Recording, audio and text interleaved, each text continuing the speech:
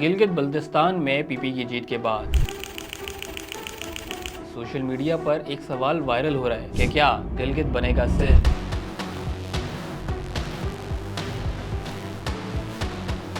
ایک طرف سندھ میں پاکستان پیپلز پارٹی پر تنقید ہوتی رہتی ہے کہ یہاں نہ اچھی سڑکیں ہیں، نہ ہی اچھا نظام ہے، نہ ہی اچھے ہسپتال ہے، اور نہ یہاں کا پولیس کا نظام بہت اچھا ہے۔ پر دوسری طرف گلگت بلتستان کے ووٹرز نے پاکستان پیپلز پارٹی کو وہاں کی سب سے بڑی سیاسی قوت بنا دیا ہے۔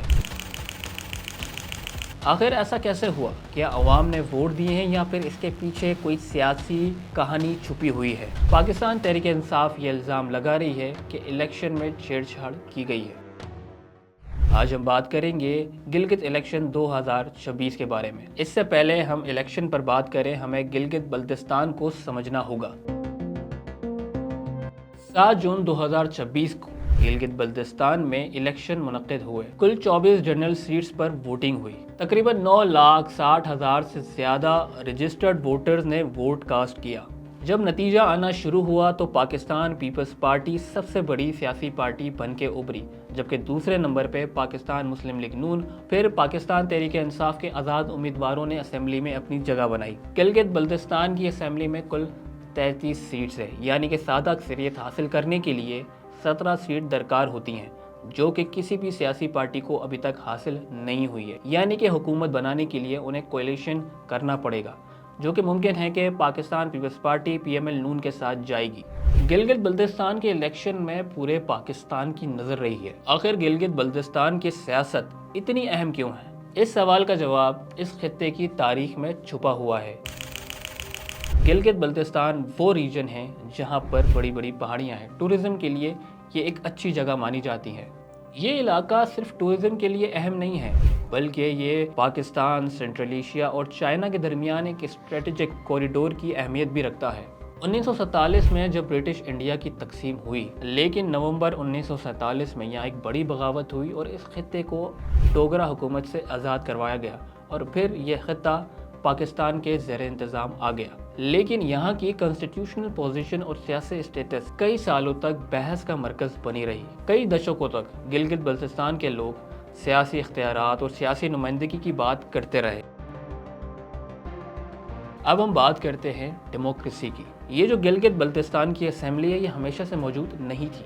1970 کے دشک میں ناردرن ایریاز ایڈوائزری کونسل کا قیام عمل میں آیا، جو کہ ایک بڑا قدم تھا سیاسی نمائندگی کی طرف۔ لیکن اس کے بعد دھیرے دھیرے ریفارمز ہوتے رہے اور ایک بڑی تبدیلی 2009 میں آئی، جب Gilgit Baltistan empowerment and self governance کا آرڈر متعارف کروایا گیا۔ اس قدم کے بعد گلگت بلتستان کو اسمبلی، چیف منسٹر اور گورنر کا سیاسی نظام ملا۔ آج گلگت بلتستان میں کل 33 سیٹس ہوتی ہیں، 24 جنرل، 6 ریزرو سیٹس ہوتی ہیں خواتین کے لیے، اور باقی کی 3 ٹیکنوکریٹس اور پروفیشنلز کے لیے رکھی گئی ہیں۔ یہی اسمبلی قانون سازی کرتی ہے اور چیف منسٹر کا انتخاب کرتی ہے۔ اگر گلگت بلتستان کی الیکشن ہسٹری دیکھی جائے تو اس میں ایک دلچسپ ٹرینڈ نظر آتا ہے۔ وہ یہ ہے کہ جو حکومت یا جو سیاسی پارٹی مرکز میں ہوتی ہے، اسلام آباد میں ہوتی ہے، حکومت گلگت میں انہی کی بنتی ہے۔ جیسے 2015 میں پی ایم ایل نون نے بازی ماری تھی جب وہ حکومت میں تھے۔ اسی کے ساتھ 2020 میں پاکستان تحریک انصاف وہاں ایک بڑی سیاسی قوت بن کے سامنے آئی تھی۔ اسی لیے بہت سے تجزیہ نگار اسے فیڈرل انفلوئنس کا اثر بھی کہتے ہیں۔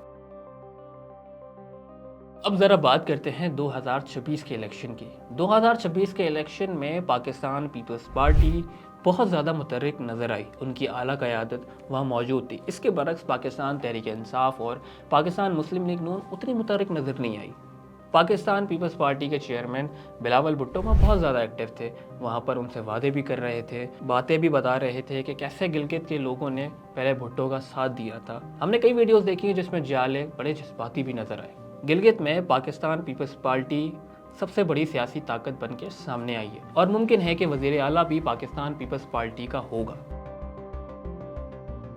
اب سوال یہ پیدا ہوتا ہے کہ گلگت بلتستان، جس کی تقریباً آبادی 17 لاکھ ہے، پچھلے 18 سال سے یہ سندھ میں برسر اقتدار ہیں، اور اس کا سب سے بڑا شہر کراچی، اور کراچی کا سب سے بڑا ڈسٹرکٹ سینٹرل کراچی ہے، جس کی آبادی تقریباً 30 لاکھ کے قریب ہے، یعنی کہ गिलगित से ज़्यादा, पर हमने आज तक ऐसी कोई चीज़ कराची के अंदर नहीं देखी है। कभी हमने वो दिलचस्पी बिलावल भुट्टो की कराची या सेंट्रल कराची में नहीं देखी जिसकी आबादी गिलगित से बहुत ज़्यादा है। इसी तरह के कई सवाल जन्म ले रहे हैं कि सिंध में क्या बहुत ज़्यादा तरक्की हो गई है जो वो तरक्की गिलगित में लेके जाएंगे। 2026 के इलेक्शन में गिलगित बल्तिस्तान के लिए एक नया चैप्टर खोल दिया है। गिलगित बल्तिस्तान के लोगों को उम्मीद है कि उनके मसाइल का हल निकलेगा, चाहे वो रोज़गार हो, वहाँ का इंफ्रास्ट्रक्चर हो, वहाँ का निज़ाम हो, पूरा उसे बेहतर बनाया जाएगा। और आप सब अपनी राय कमेंट्स में ज़रूर दीजिएगा। शुक्रिया।